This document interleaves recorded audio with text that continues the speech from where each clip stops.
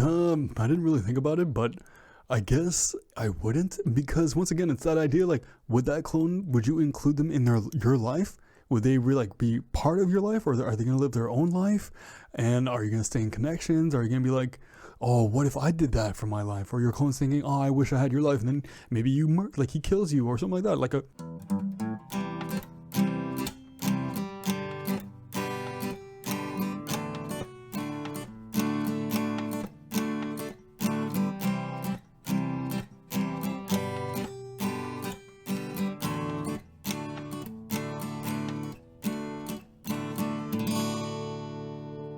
Hello and welcome to Talk Academy, the podcast dedicated to improving ag literacy around the globe. I'm your host, Brandon Black, and today's episode is another consumer conversation. Today I'm joined by a very nice gentleman named Alex. Alex, how are you doing today? I am doing great. I am a consumer, so this is where I belong. Indeed. So Alex here is here for another episode to try to help us understand what exactly consumers know about agriculture, what they don't know, what they're curious about, where this conversation needs to be led. Because as we talked about in multiple episodes, there's been a little bit of a communicational gap between farmers and consumers. And I'm trying to bridge that gap because both sides could afford to learn from the other. So that being said, before we get started here, Alex, why don't you tell our audience a little bit about yourself? Well, my name's Alex. I am from Ottawa, Ontario, Canada. So this is up north. We're the neighbors up north. It's not winter all the time. I host a podcast called Time for Your Hobby, where I actually had Brendan on. His episode's coming out in next year, technically. So there's a complicated thing behind that, having a child, and it'd be hard to record while having a child, so I'm recording ahead of time. Well, not that complicated to explain. All right, and then, my podcast is called Time for Your Hobby. You can find it on anywhere you listen to podcasts. I'm on Instagram and Twitter. My Instagram is Time for Your Hobby.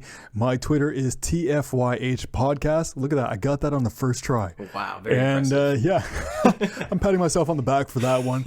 Other than that, just a friendly bald guy from Canada. Awesome. Well, I appreciate you coming on. And like he said, I was on an episode of his podcast. It was a lot of fun. This is going to come out way ahead of that time, so I will be sure to let all you guys know when his episode comes out. But it's a really interesting podcast. You guys should go check it out. It's a lot of fun to listen to. Very compelling conversations going on over there because there's a lot of very interesting people with very interesting stories, to say in the least. So, if you don't have anything else to add to that, we're just going to jump right into this. Let's do it. All right, so Alex, the first question I have for you, just to kind of get a foundational baseline of information here, what is your experience with the agriculture industry? My experience is I have a family. Well, that's a given. So I have family who does own a farm. This is my cousin's parents.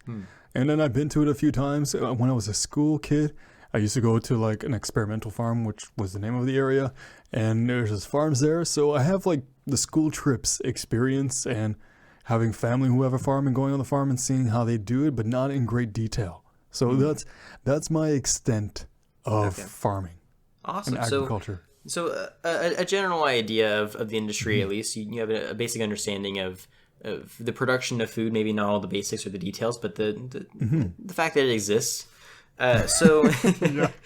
So as I have to mention with every consumer episode, because it's very important to me that people understand that I am not trying to be condescending in any way here, I'm going to ask Alex some questions, same as I asked Patrick, our last guest, because that was a very fun interview. I need to ask these questions in a way that does not come off as I'm trying to make you sound stupid. These questions are very silly questions, but there's a reason I asked them, and I'll get to that as time goes on. So first of all, Alex, could you tell me, just first thing comes to mind, where does your food come from? Let's talk basics. It comes from the ground and animals, per se. So they're grown, and they're produced by people like yourself. So that's pretty much all I was looking for. They come from a farm. They're grown. They're cultivated. You could have even said that the store gets them from the farm. I would have accepted that as well.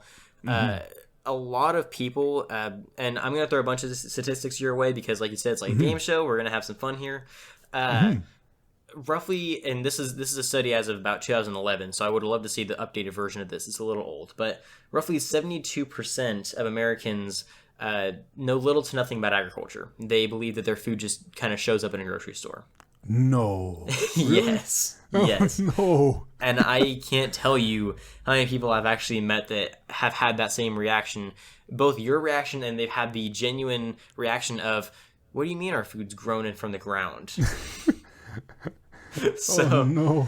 Yeah, so that's the foundational question. So we're going to go from here. So Alex, where does chocolate milk come from? A chocolate cow, obviously. No. Well, first, so like, once again, I'm going to sound stupid, but it's not because of Brendan's question. It's just that I sound stupid. So I would say, first of all, it would be the milk from cows, and then it would be cacao powder that would mix with it. But there's a process within that would make it more of the chocolate milk that we recognize today. But I would say that would be the basics, because I know you can make chocolate milk with water, and it doesn't necessarily have to be with milk. But it would have to be, the key ingredient would be, I was going to say chocolate powder, not chocolate powder, cacao. So, just a little oversight here. You have the same reaction that a lot of other people have when I ask these questions. You kind of overthink it. Really, all I'm looking for is it's not from a brown cow or a chocolate cow. It just it's milk mixed with some kind of chocolate, wherever chocolate comes from. So yeah, cacao powder is perfectly acceptable. Cocoa beans is, wherever you want to go from that. But yeah, it's the understanding that it doesn't come from brown cows is the big picture there. Okay. So do you want to know what statistic of Americans don't know where chocolate milk comes from? Can I guess first? You can guess. I'm going to go with 67.2. That's a little on the high side. You have some faith in us Americans. Sorry, I was just going with a random number. No, that's a good guess. Go ahead. Guess again. 37. Now you're a little on the lower side. An even 50. You are right there. It is 48%. Wow. 48% of Americans have no idea where chocolate milk comes from. 7% think it comes from brown cows. Huh. I'm curious about Canada now. I haven't seen any studies on Canada. For those of you who don't know, Alex is Canadian. I have yet to see any studies on the agricultural literacy rates in Canada. I would hope they're better than the United States, but I can't be too optimistic. So, not to say there's anything wrong with Canada, but just because our education system in regards to agriculture is less than ideal, to say the least. There's some things wrong with Canada. Yeah. So, moving on to our next scary stat, I'd like to say, could you explain to me where hamburgers come from?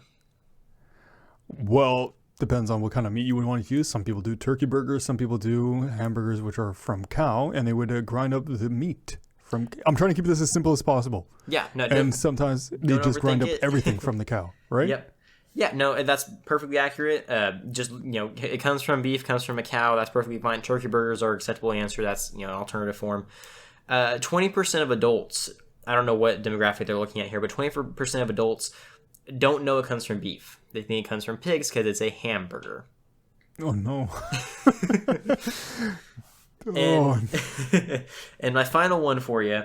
This one's a little bit. If you don't fully get this one on the first try, I'm not going to be as disappointed. Angry. Because this one kind of catches you off guard. But true or false? Cows must give birth before being able to produce milk.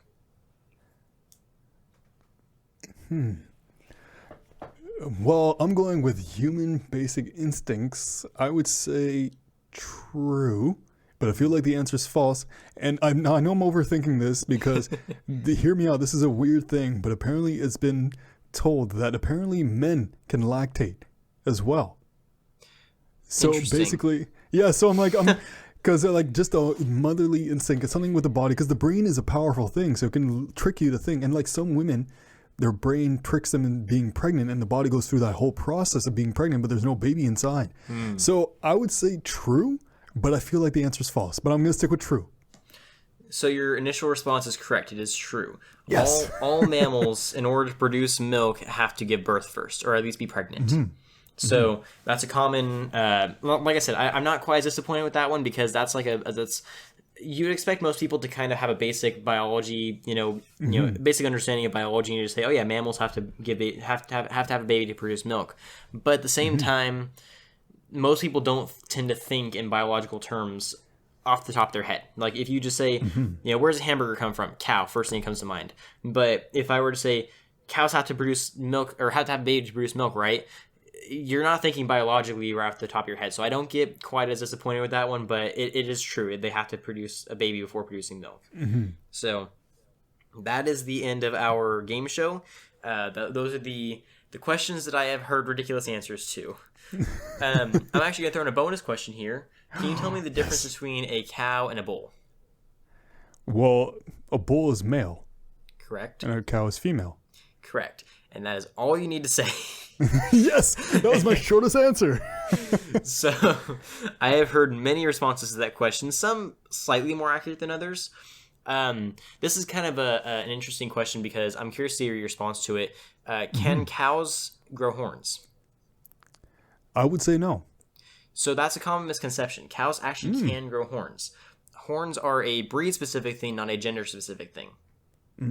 So if a cow, if a breed of livestock, if a breed of bovine creature is a particular breed, so like let's say, so Angus, you have like your Angus steak. Angus are naturally what we call polled, which means they're born without horns. They will never grow horns, not even the males. Whereas if you have, there are certain species. Let's just take a horn, what's called a horned Hereford, which is a breed. It's a red and white, ugly little thing. I'm very biased against Herefords. I don't like how they look. They're stupid and ugly, and that's a rant for another day. But Herefords are naturally horned. There's two different breeds of Herefords. There's polled Herefords and there's horned Herefords. Horned Herefords are naturally horned. Both males and females are going to have horns no matter what level of testosterone or estrogen they have. It's all based off of their genetics, not based off of their is endorphins the right word I'm looking for? Hormones. Testosterone? Yes, exactly. So testosterone does not dictate how big their horns grow or anything like that. It's just a matter of what breed they are. So that's a common misconception, is that cows actually can grow horns. So the reason I state that is because to that question I posed, the difference between a bull and a cow, most people often refer to bulls as the ones that can grow horns.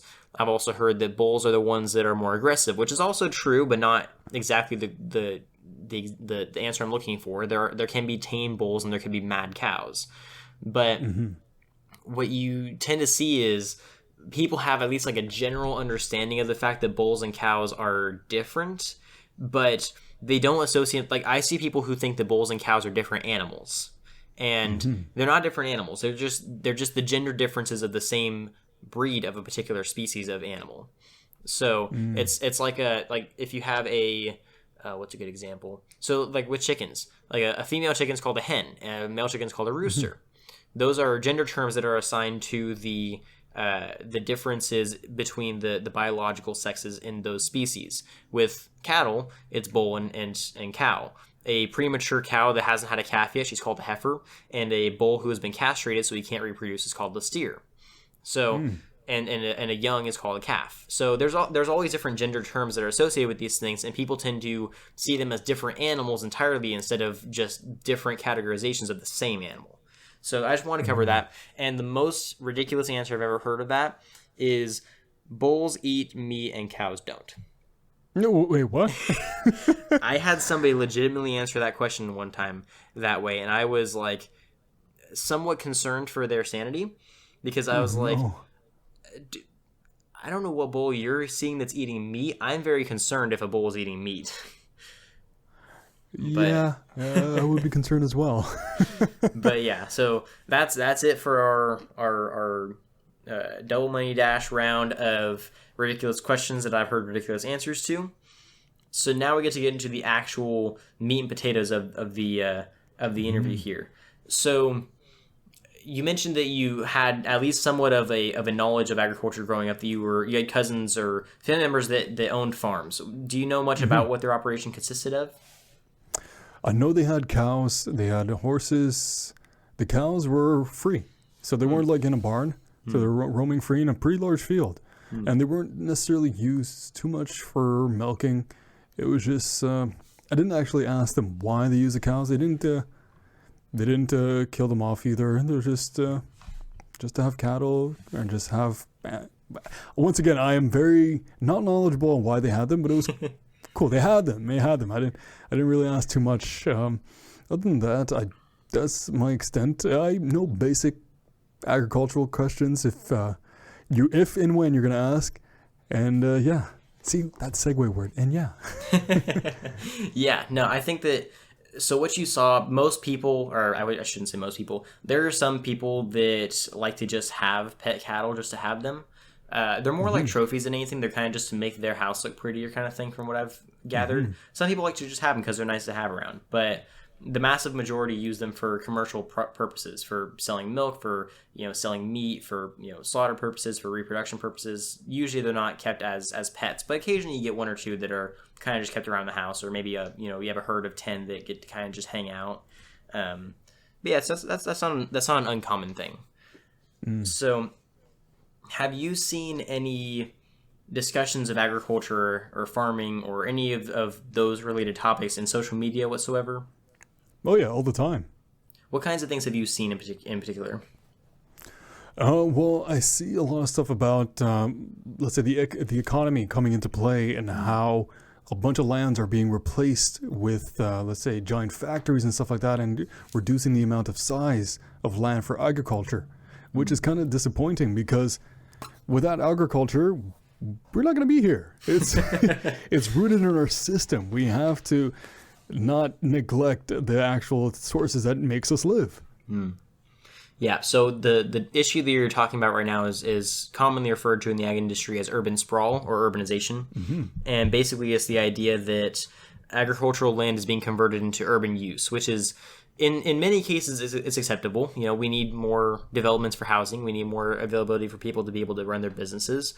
But when you're taking away arable land, and for anyone who's not aware, arable is land that's capable of being farmed.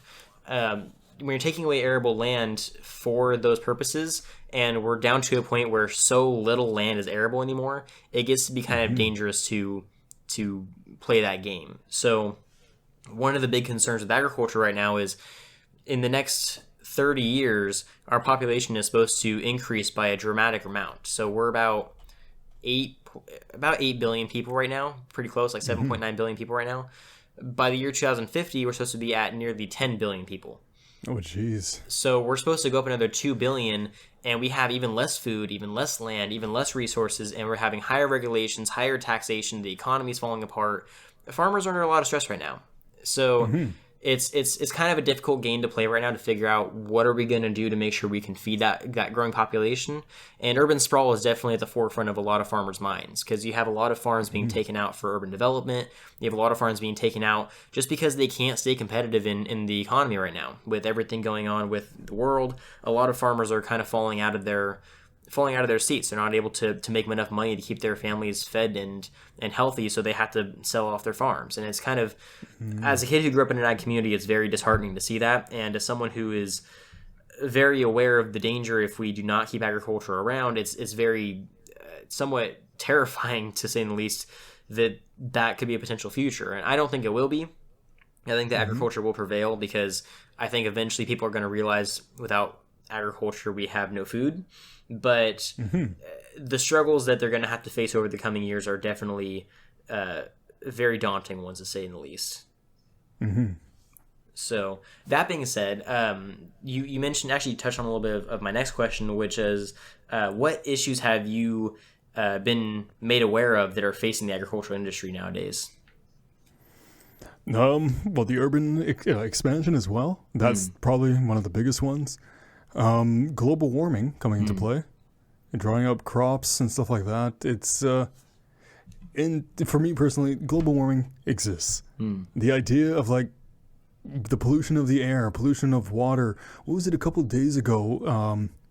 Was it in Russia or a week ago? There was like 20 tons of crude oil or diesel spilt in like an Alaskan river, or like a Atlantic, or it was a giant river which ruined the river itself and all like the life around it for who knows how long. Wow. So it's those things like that sounds stupid like this, but irresponsible greed to a certain degree of like focusing on just the money aspect, which will ruin the land, which will ruin agriculture. Like it's a domino effect. When you knock one thing down, everything else is going to tumble along with it if we're not careful.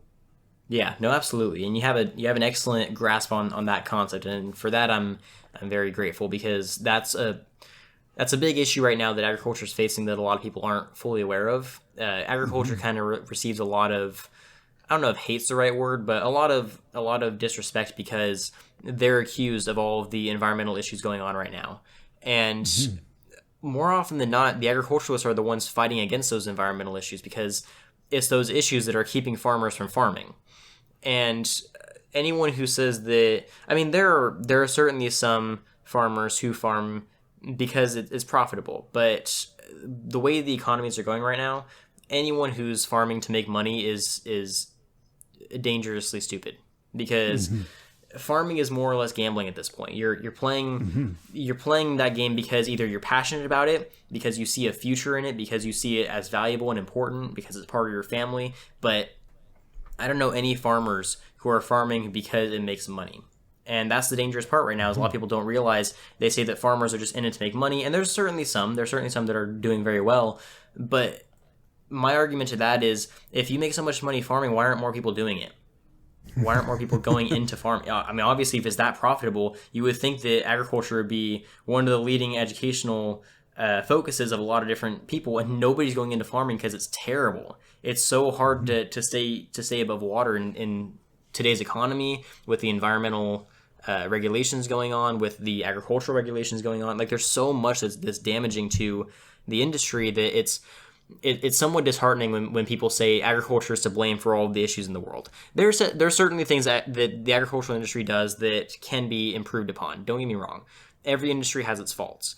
But when we're genetically modifying crops that can take nitrogen from the air and put it back into the soil to try to replenish soil health, when we're genetically modifying crops to be more drought resistant, that way these long droughts we're getting in California aren't being quite as harsh on our crops, and that way we can feed the population with less resources. When we're developing new methods of irrigation and new methods of farming and new technology to try to adapt to all these, like you said, global change or global climate change issues and all these environmental factors that are being played in, especially with regulation on top, I think it's fair to say that farmers are putting in a lot more effort than people are giving them credit for to try to combat this thing as much as possible.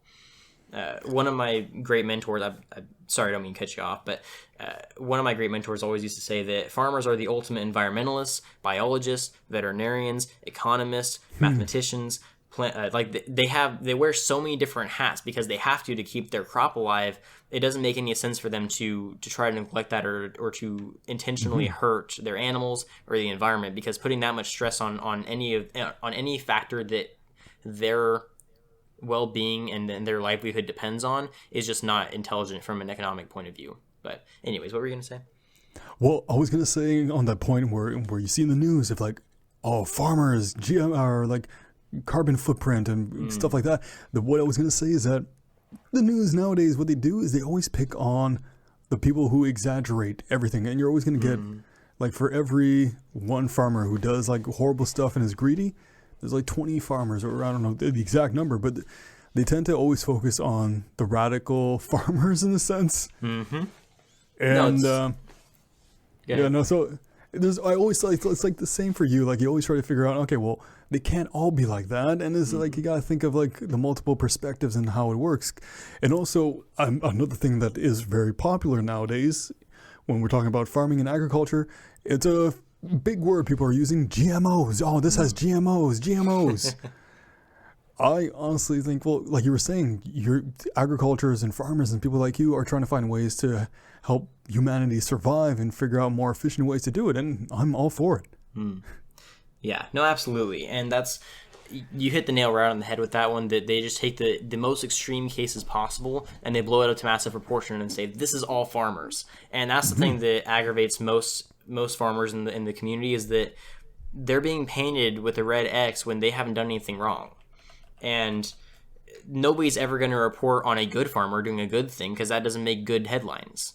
So it's very disappointing, as someone who wants to go into communication, who considered journalism for a long time, to see people of that craft just completely bashing and putting down people who are trying to do good, because there are those who aren't doing that good of a thing and they're getting all the attention for it.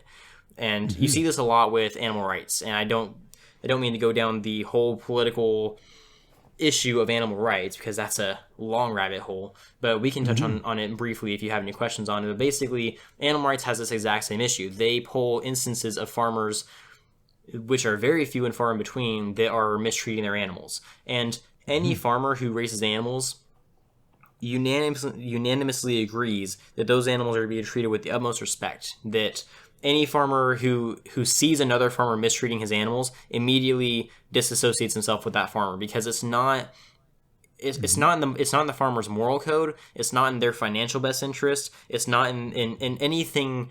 Most farmers are extremely religious, and most farmers agree that all living things are valuable, but they also agree that many living things were given to us for the purpose of our using them, as long as we respect and take care of them first. And to say that all farmers are terrible and cruel to their animals is completely looking over the fact that farmers take better care of their animals than most pet owners.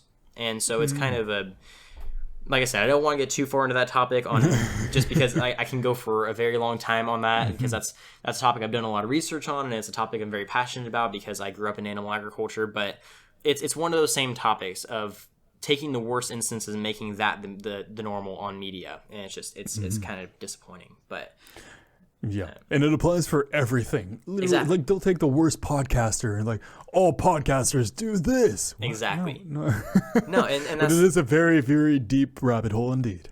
exactly. And I say that all the time. Like, we see people online that are making ridiculously stupid statements, and I always have to remind people, yeah, they're a ridiculously stupid person. Not everyone who is of their personal group is like that. We have to keep that in mind. Like, there are animal rights activists that are even not that crazy. Like, I have a lot of friends who are vegan and are animal rights activists, and they disagree with me on that front, but they're not radical. They're not trying to go and convert everyone. They just personally disagree, and that's fine. But there are people who are taking it to the extreme, and they're getting all the attention on social media, and they're ruining it for everyone else. So it's kind of just one of those things. But no, I think that the more attention that good agriculture can get on media, the better. And that's what I'm trying to do here. I'm trying to bring more attention to the good sides of agriculture and how much good agriculture is doing for the world. And I don't mean to get on my soapbox and say everyone should appreciate agriculture all the time, because I don't expect everyone to know everything about agriculture, because that's not possible, and nor is it feasible, or what's what I'm looking for. Anyways, it's not appropriate for everyone to worship agriculture. I just am trying to bring to the table the idea that not all farmers, and actually very few farmers, are as bad as they're being posed as on social media. Nope, So- I agree. So from the perspective of, you mentioned GMOs, how people are terrified of GMOs, they're terrified of certain labels and certain things that they see on media because they don't know whether or not they can trust it.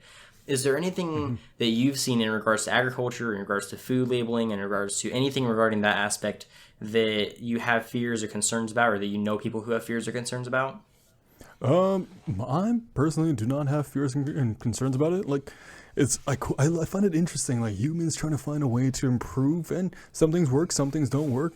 But it's interesting when people say, "Oh, it has GMO," and then when you ask them, "Well, what's GMO?" They're like, "I don't know, but it has it." Exactly. And that's the saddest part, is nobody knows what GMO even means. But They got GMO. They got some GMOs in there. yeah, you gotta watch out for those GMOs.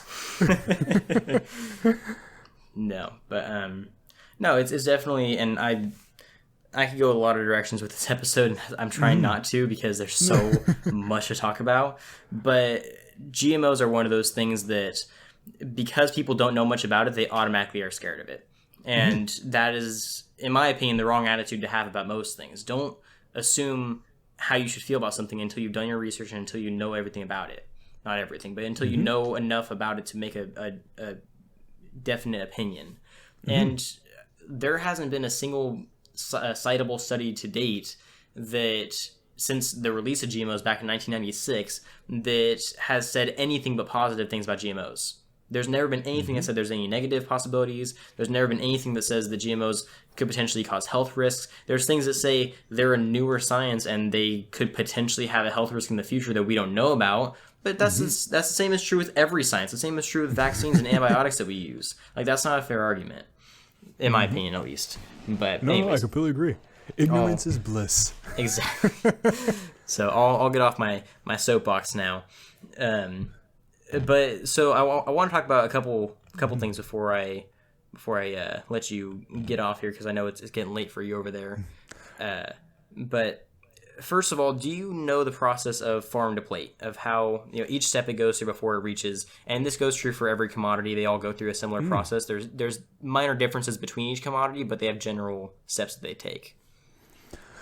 Whew, okay, this I would imagine is a more developed question or developed answer you're expecting, right? It is. I was the initial ones to see if you were at least basically knowledgeable, and now I'm trying to see if you're at least more advanced knowledgeable. Well, I'm probably going to be still in the basic knowledgeable, but let's give it a try. Why not? That's perfectly fine. So when a mommy animal loves a daddy animal, no, I'm kidding. So once the actual animal, let's say, are we sticking to just animals, or are we going for more as in fruits and vegetables or anything else? Really, it's fairly applicable to most industries. Let's just say milk, for example, just to have something. Okay, milk. Okay, so well, first the cow has to be pregnant, as we determined at the beginning of the episode, and then you would harvest the milk or get the milk. I don't know what the correct term. Tame the milk. There you go. And then it would, correct me if I'm wrong, but it would be pasteurized. I don't know if it's at the farm that gets pasteurized or it gets sent off. There's either that's directly sold as unpasteurized milk, or it can be pasteurized depending on how it's done. Sometimes there's a corporation or a business, there's an agreement where it's sent to another place where it's actually not produced, but let's say not manufactured. The word I'm looking for is kind of like not cleaned. I guess, okay, let's go with clean, for example. Okay. And once again, this is my very ignorant answer. So let's say cleaned, and then it is shipped off to whether it's a local shop or a giant corporation. And I would imagine that there's quotas as well, which can be very stressful for farmers because it can be a pretty competitive field, and companies, some giant corporations have less of a big heart like for the small guy doing this, and will either sometimes skip steps in order to just get the product on, and then that's why sometimes there's recalls, and then it turns out to be a bad name on the farmers, which isn't completely their fault. So I'm going really deep into this, but yes, so I would say, long story short, milk from cow, then it gets to go get cleaned up of bacteria and stuff like that, and then it's pasteurized or processed, then sold off. Is that wrong? Yes, that is wrong. No, I'm just making notes here. I'm trying to follow your train of thought here. My sporadic train of thought. No, you're not far off, actually, which is yes. It was very. I don't want to say surprising because that sounds mean, but say it. I was pleasantly surprised. I was pleasantly surprised that you got that fairly accurate. So just to take milk for example, and I'll go more general here in a second, but for milk, like you said, cow gets pregnant. Birth's calf gets milked.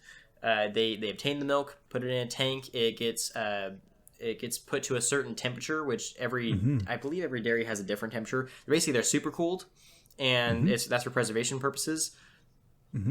I could be wrong about the temperature. Maybe every dairy is the same temperature. Either way, they ship that milk off to a processor, that's where the pasteurization would take place. So it doesn't take place on the dairy; it takes place off-site. And but you're also right. Some places can sell unpasteurized milk, which is few and far in between because it's not technically safe. But that's a whole conversation. It's people drink unpasteurized milk all the time and they're fine, but it's whatever. When they take it off to get processed, it gets pasteurized. It gets that's where it gets inspected for safety, and it gets checked on all that kind of stuff. And then it gets sent off to the distributor. The distributor puts it all in the bottles or the gallons or the jugs or whatever they sell it in, and then the distributor then sends it off to the retailer, and that's where it gets sold in the stores. It gets used in restaurants. It gets wherever its final product is, and then it goes to consumer, which is you. So that whole process is fairly similar for pretty much every commodity possible. So let's take vegetables. Let's take, carrots, for example. Carrots get harvested. They get taken to the processor, which I'm not sure how much processing is done to carrots. I'm guessing they get cleaned up and they get kind of maybe checked for bugs, or they get safety inspected. They get to the distributor, which they get packaged in, and then they get sent to the retailer, and then they get sent to consumer. Same process for every single commodity. Some commodities have slightly different steps, but the general concept is the same. It goes producer, processor, distributor, retail, and then consumer. And so that general process is how you get from the farm to the plate. And that's the general idea of this podcast in and of itself, is explaining that process in more depth. So far, you have any questions? Not a question. Well, I guess it's a question. What's your take on, let's say, globalization? Because let's say for fruits and vegetables especially, let's say different areas in the world are better at growing certain fruits and vegetables. Now, for me personally, I think it's a good thing that it's like the communication aspect of like that. But what's your take on? I don't even know if there is a take on it. Are you for it or against it? I don't know. So there's a quote that I'll use to answer this question. No one country can produce all it consumes or consume all it produces, and that is why we must trade. That quote is kind of the defining factor of all of agricultural trade. The United States is the top producer of pretty much every commodity. There's very few that it doesn't top the charts in, like bananas. We don't top the charts in bananas because bananas are not very well grown in the United States, especially in California. They grow pretty much everything, but across the United States, we grow 99% of all the crops grown for the world, and we trade them off for people. We have trade agreements like with Canada and with Mexico. We have the USMCA, which used to be NAFTA and then was reworked. And we have agreements. We used to have the TPP, which was recently, actually, I guess not recently anymore. Like 4 years ago, we backed out of it. We had agreements with China that have been kind of on the ropes lately. We've had agreements with Japan. There's been a lot of trade agreements that are necessary for agriculturalists to thrive, because our markets will just get flooded with commodities that will not be consumed, because a lot of consumers don't want our products, because maybe we can't grow certain fruits in the right season that we're looking for the market that where it's at. So like if we grow oranges, our oranges are ready at a certain time of year. Maybe our consumers want them at a different time of year. Maybe they want them in August when we won't have oranges. Well, we have to get them from Mexico, because Mexico grows oranges at that time, because they're in a different climate where they can grow oranges at a different time of year than us. So trade is necessary for basically satisfying our markets and for helping out other economies and helping out our own economy. Because if we don't trade, we're going to have a surplus of a bunch of materials that we can't do anything with.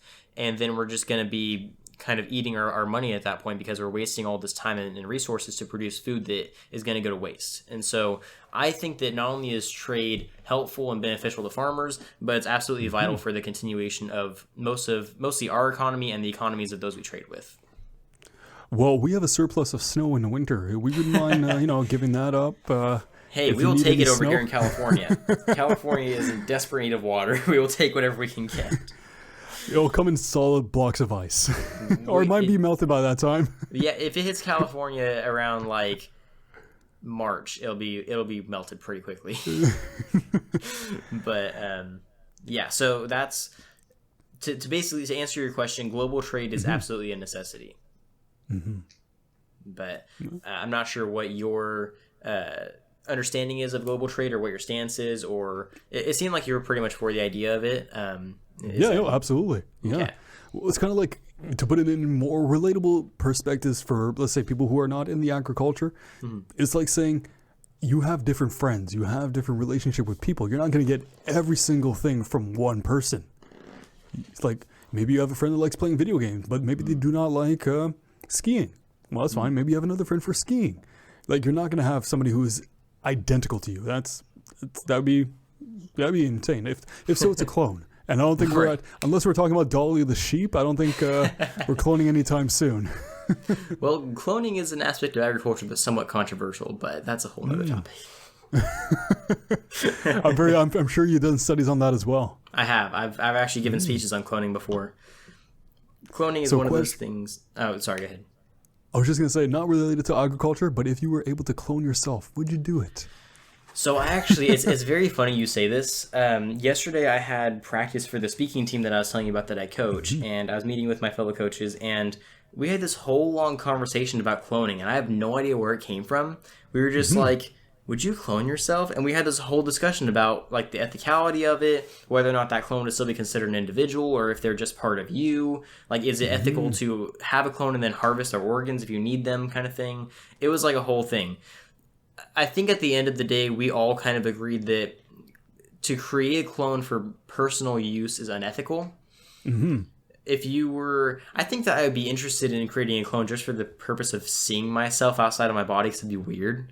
But under the impression that the clone would not live as long as me, because that's about how cloning is, I would not want to create a clone for that purpose, because I don't think that'd be fair to him.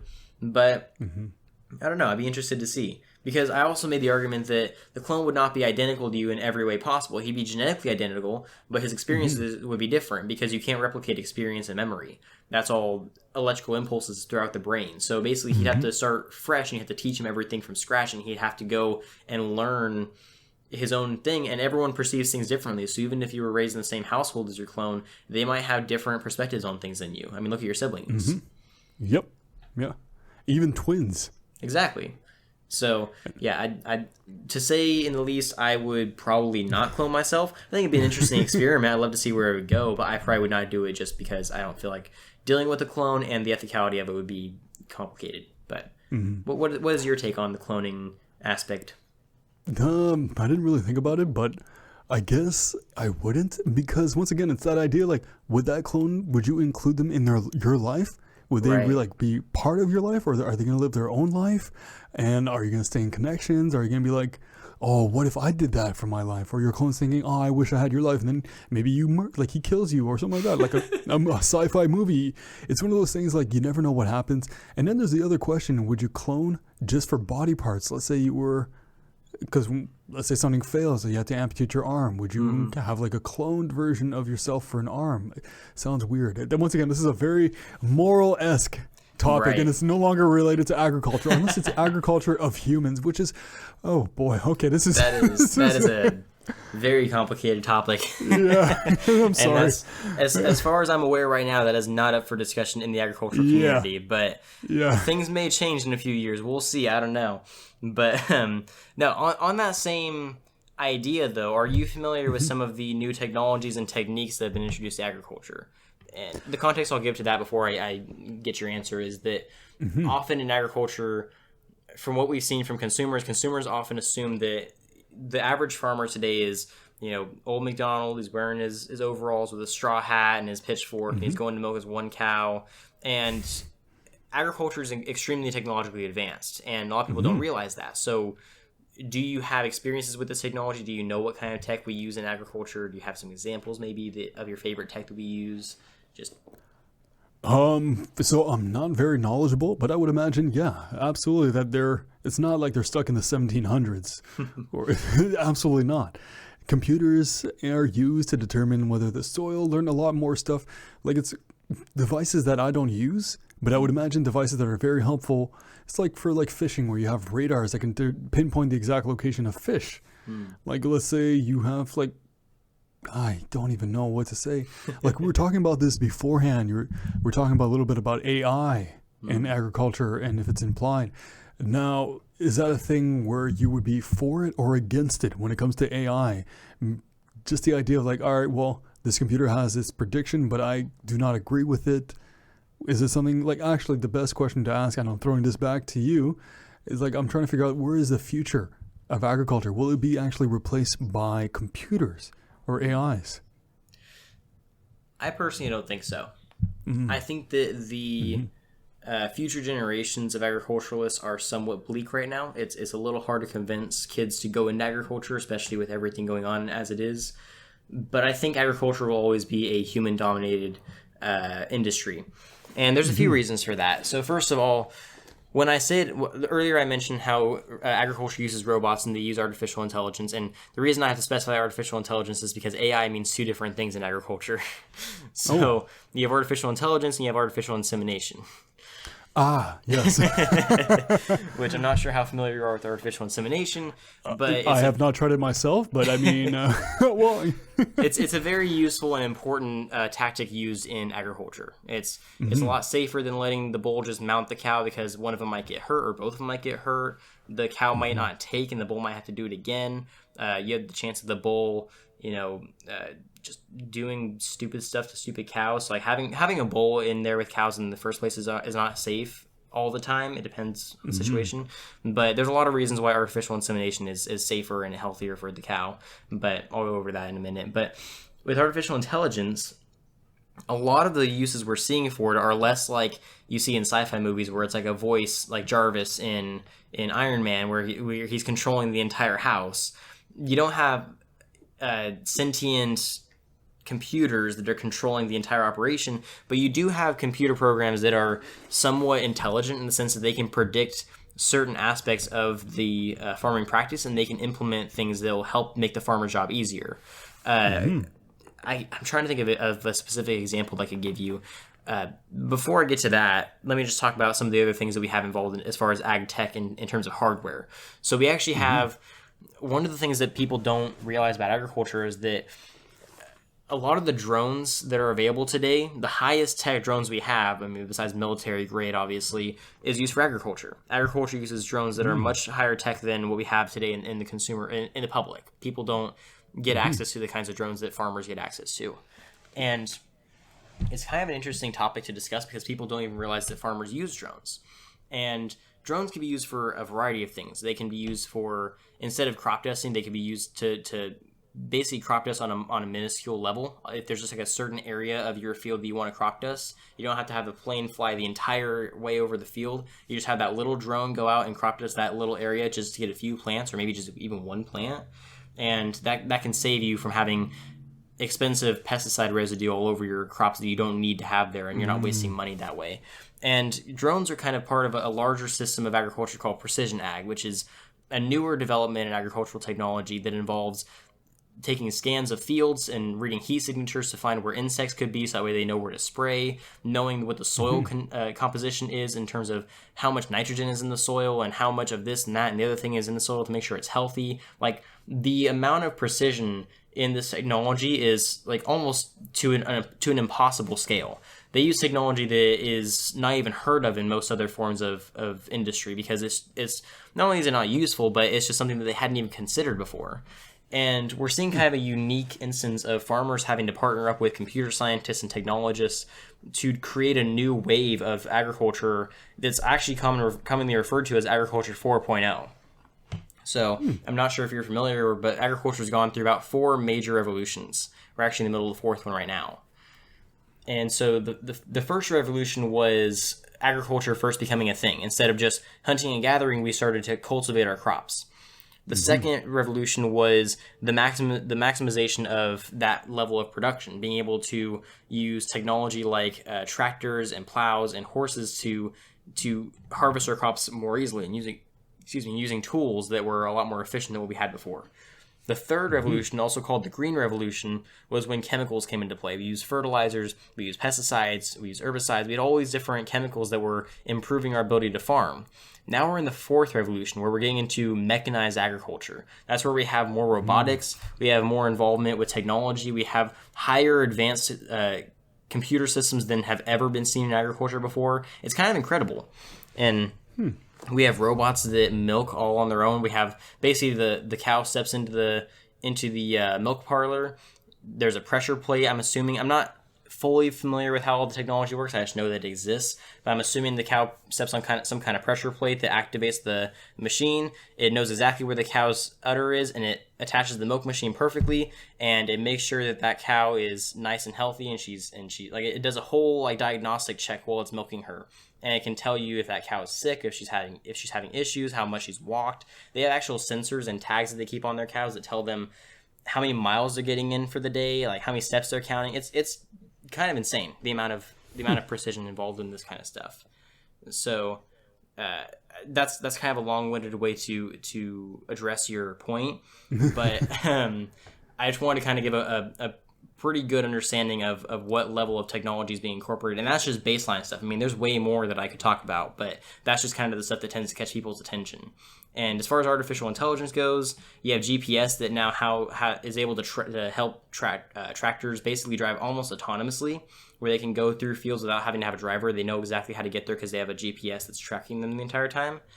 There's artificial intelligence systems that know how to disperse certain amounts of chemicals, or they can advise what level of water you need to give certain plants. And basically, it's all planning stuff. Not a whole lot of it is actual farm management because they rely on the actual farmer for that.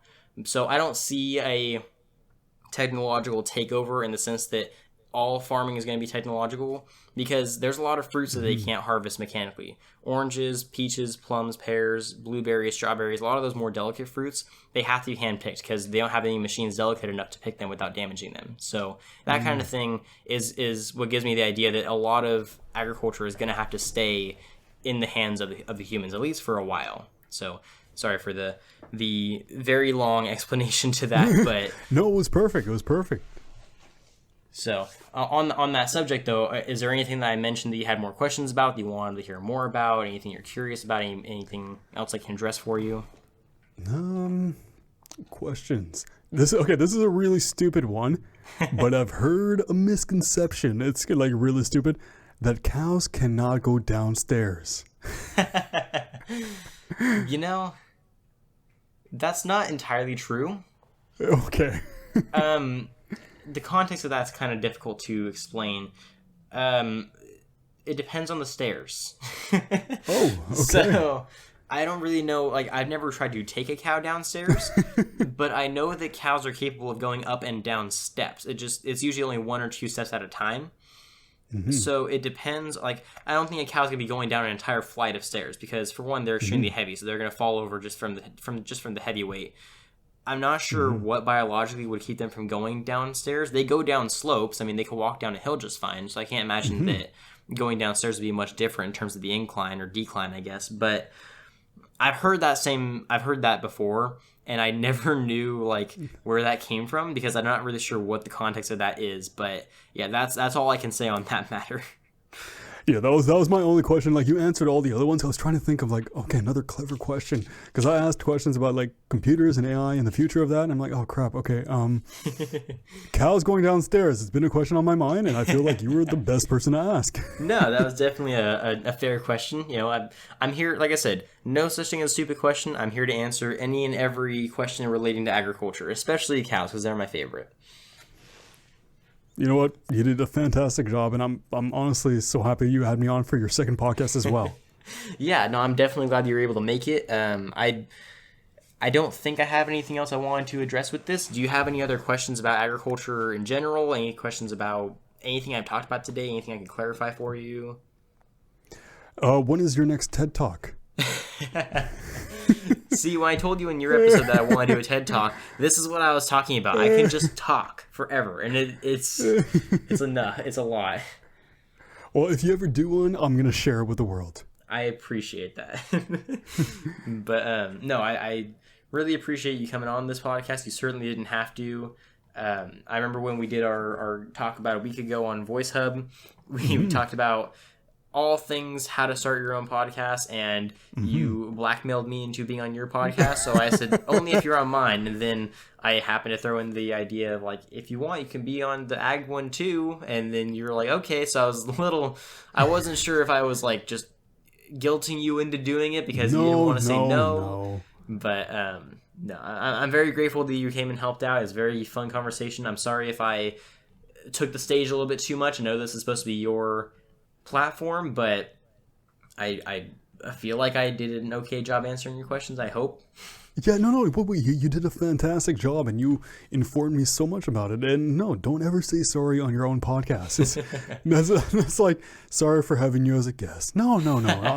I'm thanking you. I'm sorry that I wasn't more knowledgeable. I was somewhat knowledgeable, but not as much. I'm like, I broke some of your expectations, which is great, and then I crushed some other ones. You're like, oh no, Alex, no. No, this is exactly what I do this for. So I have the difficult aspect of this particular format of podcast is I'm asking you to interview me basically, because I'm putting you in a context where you have very little to no knowledge about what I'm talking about, and I want you to ask questions, that way I know where your head's at. And I tend to take, front and center stage after a little while, because that's just kind of my habit when it comes to talking about ag.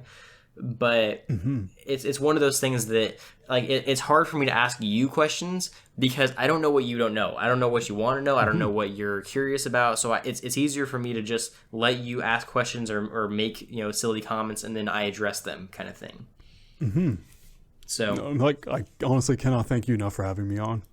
Yeah, no, absolutely. And you're more than welcome to come back if you have any other questions that you come up with about agriculture. If you see anything on media that you're curious about, shoot it my way. I'll be happy to talk to you about it. Even if it's not an episode, if it only takes me 5 minutes to explain something, I can do that too. But I'd be more than happy to have you back on either of my episodes and talk about, have you talk ag to me once you learn more about it. And I hope that you learned something today. Hope I wasn't just blindly talking and you were just kind of listening to me rant, because I do that. But no, I think it was a good episode. I think it was a lot of fun on both sides, on all fronts, and on all of the episodes you recorded today. Yeah, no, I had a great time. Thank you. Yeah, absolutely. So once again, you have anything you'd like to plug? Anything you'd like to shout out before the end of the episode here? Oh, yes. So my podcast, Time for Your Hobby, where I interview people from all walks of life from around the world about their hobbies, to learn more about them, to find out what it means to them, get rid of misconceptions, and everything and anything in between. It can be found on any platform: Spotify, Google Podcasts, Apple Podcasts, your neighbor down the street's Walkman. And also I'm found on Instagram at Time for Your Hobby, and also Twitter at TFYH Podcast. Look at that, second time, got it right off the bat. Very yeah, nice. no, I'm another tap on the back. And yeah, other than that, I'm on the interweb. Well, again, thank you so much, Alex. I really appreciate you coming on the show. Really, anyone who is listening to this, go check out Alex's podcast. It's really entertaining and fun to listen to. And I'm sure after a while you guys get tired of me just talking about ag all the time. Go listen to something else. Get outside of everything that's going on right now. Go listen to, Alex's podcast is fun because it just gives you a chance to get a little bit of a brain break. You get to listen to people and just kind of think, oh, that's kind of cool. And, people did that. And so it's really entertaining. I definitely recommend it. And in a year or whenever my episode comes out, I'll be shouting you out again, assuming, if you come on again before, then I'll definitely be shouting you out, obviously. But as soon as my episode comes out, I'll be throwing people your way again. So hopefully you'll expect to see a larger following by that point, maybe at least by a couple people, since that's about as big as my audience is. But Same here. I don't have a big audience either, but that's the point. I just have a few people who are like, okay, I want to learn about this. Cool. That's all I want to learn. That's fine. But you know what? We're family now. So exactly. You know what? We're sharing the love. Exactly. So I'm very thankful for you coming and helping me out. I'm thankful for everyone that's listening, and I'm thankful for everything that has gone on in the past few months, because it's given me time to really work on these projects and finally get stuff done I've been meaning to get done. As terrible as everything has been, I gotta be thankful for at least part of it. It's the only way I keep my sanity. But no, so that's all I have. Thanks again, Alex. I look forward to talking to you as time goes on. And don't forget, if you ate today, thank a farmer.